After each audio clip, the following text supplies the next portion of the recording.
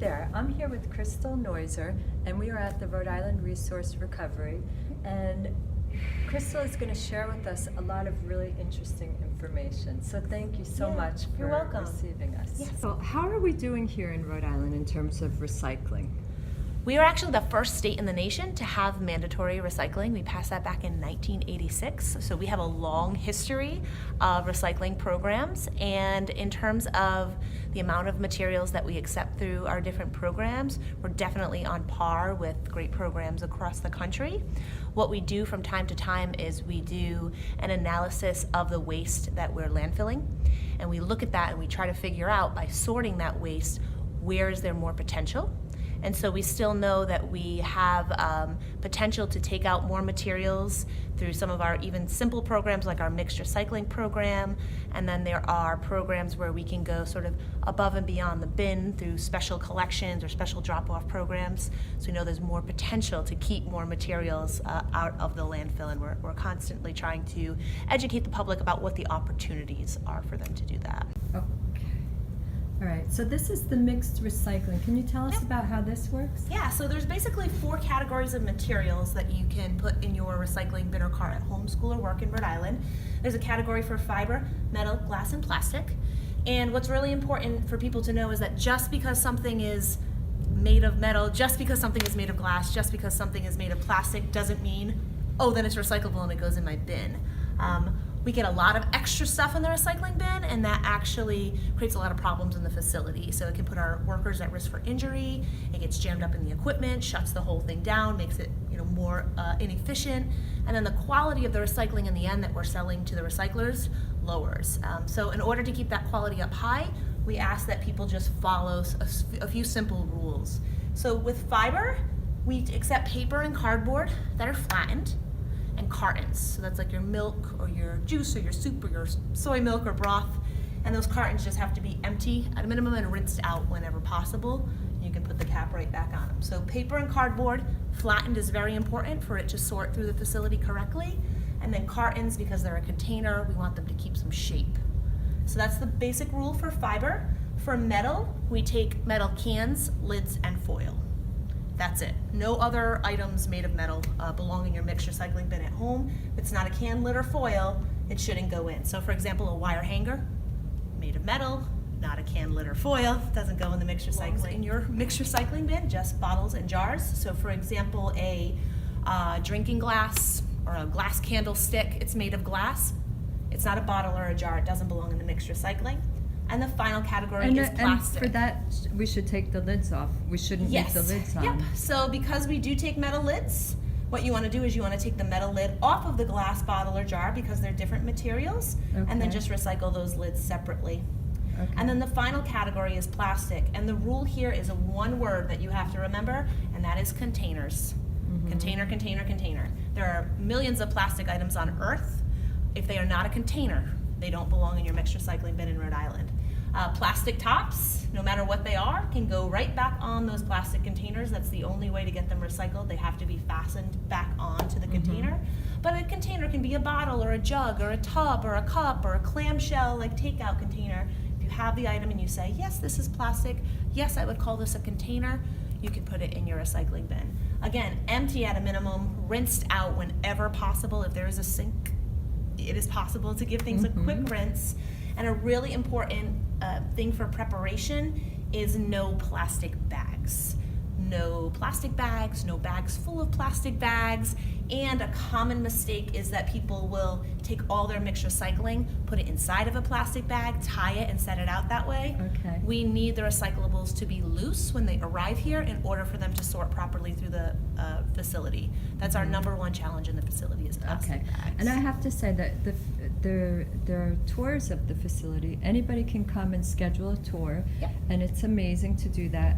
But if you can't come, you can also do a virtual tour. Yes. And it's just a phenomenal video that you have that shows people the whole process. Yep.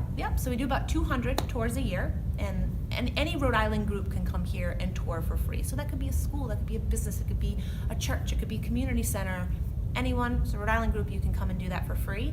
We also have the virtual tours on the website, so if you can't make it up, you can get a kind of a glimpse of everything we do here in about 30 minutes, and it covers our 5 major operations. So we're inside the education center, which is attached to our materials recycling facility right now. But when you tour, you can also see our drop-off center for harder to recycle materials, our eco depot for household hazardous waste, our compost operation for all leaf and yard waste, and then we actually drive right to the top of the state central landfill. It's where we're burying the trash. Okay, wonderful. So just a couple of items that I have a question about myself, and so I just thought maybe we could, other people might have the same doubt. So I've got a broken umbrella and I've got a broken patio umbrella. What do you do with that kind of thing? So the first thing you might think of, like, can I recycle it? And if you go to the basic rules for your bin or cart at home, you would see that an umbrella does not fit anywhere here. Right. It might even be, umbrellas are usually a mix. They're usually a hybrid between some textile, some metal, some plastic. Even if they were all, let's say it was 100% metal umbrella. It's not a can, lid, or foil. You know that that's not the way to dispose of it. So when we talk about ways that you can go beyond your recycling bin, just because something isn't accepted in the mix program doesn't necessarily mean that it has to go in the trash or the landfill. And so what we do is we keep a list of different sorts of special collections that are either drop-off centers, drop-off options, or maybe something that you have to call, make an appointment for. And that's going to vary depending on where you live, what is going to be the most convenient for you, or if it's something your city or town offers just to their residents. And so what we do is we keep all of that information on our website, and we have an A to Z search tool. So the A to Z search tool is sort of, okay, I know I've got this umbrella. I know it doesn't go, I know the basics, I got that down, so I know it doesn't go here, but I'm wondering if there's like any program for this, is there anything I can do with it? You can actually search our A to Z search tool for that. And what it will do is it will come back and it'll tell you what your options are, if any. And sometimes for many items, the only option is trash, and that's okay. But at least if there are other options for it, it will present you with those. And if you have something and for some reason it's not in our search database, the cool thing is it'll prompt you right away to send us an email. We'll answer your question, we'll add it to the database. So the database itself is created by questions that the public sends in for us. So Krystal, can you tell us about the composting? Yes, so we encourage small-scale composting, and we teach people how to do this at home or at school or at a community garden or at a church. And we sell these small bins, and they're a great starter bin to use. And they would retail around $100, but for Rhode Islanders, you can come and you can buy these for $45. Okay. So very simple setup here. And what you can do is you can combine your yard waste with food scraps from your kitchen in these bins. So you take your leaf and yard waste, the dead leaves in the fall, you start with that. Fall is a great time to start composting because you always have to have leaves available. And it's a 3-to-1 sort of combination. So for every 3 parts of dead leaves you're putting in there, you put in a part of your kitchen scraps. So you might have a container that you keep in your kitchen for kitchen scraps. I keep one in my fridge, container in my fridge for the scraps. And then once it's full, I go outside, dump it out, get 3 handfuls of the yard waste that I'm keeping there on the side, and put that in. And the compost process, it's decomposition, and it's happening because of these microbes that are living in your bin. They're eating our organic waste, and they're turning it into rich compost. So just like other living creatures, they need food, which we're giving them, right? We're giving them our yard waste and our food scraps. They also need air, and they also need water. And so you have to occasionally stir up the compost bin, just get a little oxygen in there. Maybe once a week when you go to dump out your food scrap container from your kitchen. And it should have the moisture content of like a wrung out sponge, your compost pile. So if it gets a little dry, you can add a little water. If it gets too wet, you can add a little more yard waste to it and just keep that balance.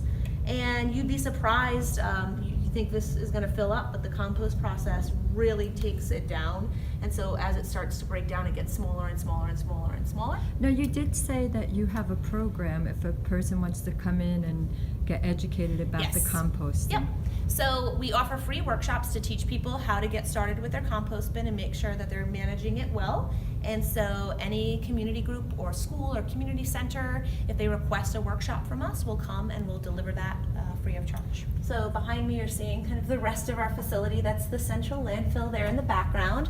And out in the facility we also do have a drop-off center. So this is a place where those sort of harder to recycle things, because they don't go in your bin or your cart at home, but if you save them up and you set them aside, you can take an occasional trip. We have one here in Johnston, and there's different recycling centers all over the state. One thing that's unique about our recycling center is that we have the only drop-off in the state for styrofoam. And so it is a small program because we only have one buyer that is able to buy the styrofoam and turn it into new products, and they will only come and empty out the containers once a month. So it's limited by its nature, so it's sort of for the die-hard recyclers out there. But when you're thinking about the waste hierarchy, it's always best to figure out how to reduce the amount of waste we're producing in the first place, reuse materials again and again and keep them in our economy as long as possible, whether we're donating them or dropping them off or we're buying things that are used. And then in the end, when we do have waste that we want to go away, we need to sort that waste properly. When we talk about styrofoam, it's something that is indeed difficult to recycle, right? There's only one option. So it's always good to think about single-use disposable items in our life and try to think of a way to maybe replace a single-use disposable with a reusable good that's durable, that we can use again and again and again and again and again. And only when we do that do we really make a choice that's overall better for the environment. There are pros and cons to every type of material. So if you have one single-use disposable material and another single-use disposable material, there will be good and bad. One might be more recyclable, but the other one may take a lot more energy or water, or it might be more toxic. So there's always pros and cons. So the one piece of advice I would give is to think about the single-use disposables in your life and say, how can I reduce these or replace these entirely with a durable good that I can reuse again and again and again. Okay, so Krystal, the website is just phenomenal. There's so much information there. Like Yeah. you even have resources about, if you want to swap things out with other people, or you want to donate. Let's say you've got a TV that you don't want anymore. There's different apps that you can download on your phone so that you can find people nearby. I mean, that's an amazing resource. What else is there on your website? Yeah, so we try to use that waste hierarchy on the website too. So when you look at the main menu on our homepage, the first thing you're going to see is reducing and reusing, and it's going to give you all resources to help you prevent the waste in the first place and then keep things circulating in the economy longer. Then we have probably the most used part of our website is our recycling, composting, and disposal menu. And this is where we have some of the main programs that everyone has access to and uses.